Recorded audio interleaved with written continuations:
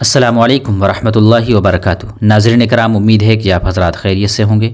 جیسا کہ آپ حضرات کو معلوم ہے کہ کل 24 اپریل بروز بدھ 2024 کو ملک ہندوستان کے مشہور عالم دین، بلند پایہ خطیب، مناظر اسلام، قائد ملت، جانشین امام اہل سنت حضرت مولانا عبدالعلیم فاروقی صاحب رحمۃ اللہ علیہ اپنے رب حقیقی سے جا ملے تھے۔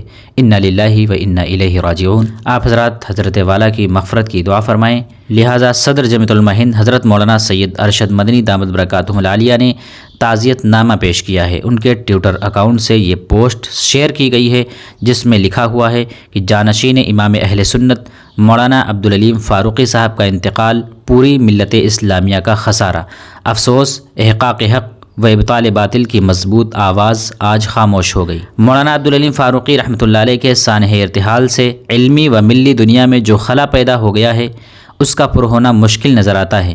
ان کی زندگی کا مشن حضرات صحابہ کے فضائل اور مناقب کا تذکرہ تھا، اور تقریباً نصف صدی سے فرقہ باطلہ کے لیے ایک شمشیر برہنہ اور ناموس صحابہ رضی اللہ عنہم کے علمبردار تھے۔ افسوس، احقاق حق و ابطال باطل کی مضبوط آواز آج خاموش ہو گئی۔ انا للہ و انا الیہ راجعون۔ میں مولانا کے پسماندگان اعزاء و اقرباء کے غم میں شریک ہوں اور صبر جمیل کی دعا کرتا ہوں، نیز دعا کرتا ہوں کہ اللہ تعالیٰ ان کے اولادوں کی نگہبانی فرمائے اور مولانا ہی کی طرح میدان عمل میں کام کرنے کی توفیق عطا فرمائے، آمین۔ مولانا ارشد مدنی، صدر جمیعۃ الملت ہند۔ تو یہ تھا تعزیت نامہ جو حضرت مولانا سید ارشد مدنی دامت برکاتہ العالیہ کی طرف سے پیش کیا گیا ہے۔